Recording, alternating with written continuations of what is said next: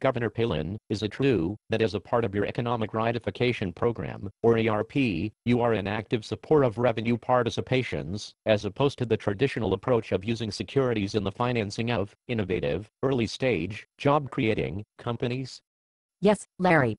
I believe native-born American investors should be rightified, and that it is much more logical for an investor, believing in the growth of a company's revenues, to want to own a piece of those revenues, for an agreed period of time. It's called a rightified royalty, and is the better way of investing. But Governor, isn't it more common for average investors to want to own a part of the company and benefit from a possible, and hoped for growth of earnings? Larry, of course, it would be good for the average, down-to-earth, God-fearing investor, if the company was able to report ever-increasing quarterly profits. It would be even better for the investor, if the profits were real. This would be especially true, if the company eventually became publicly traded, and the market believed the profit growth would continue.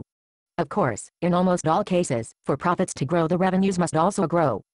But, Governor Palin, why isn't it better for investors to be shareholders, owning a tiny piece of the company, than rightified royalty holders owning a fixed percentage of the company's revenues? Yes, I know that rightified royalties are paid to investors quarterly. Well, Larry, there are only two ways for investors to profit from any company's growth of earnings. The company can declare dividends, or the investor can sell there, if the shares are publicly traded, or if the company is still privately owned, a buyer can be found. The problem is that very few privately owned companies reach the point of going public, and even if they do, the early-stage investors are frequently severely diluted by subsequent sales of equity. Also, as the rightified investors will learn, it's a lot easier for investors to predict revenue growth than it is for them to predict future profits. Wouldn't you agree? Yes, but shareholders can elect directors and influence management. They have all sorts of rights.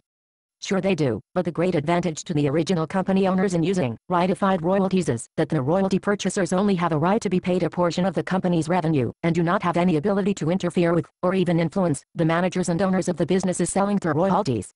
Investor interference is not usually appreciated by company managers.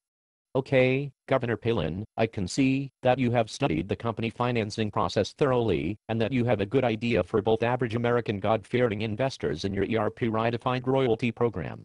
How can our viewers learn more about this new and innovative program?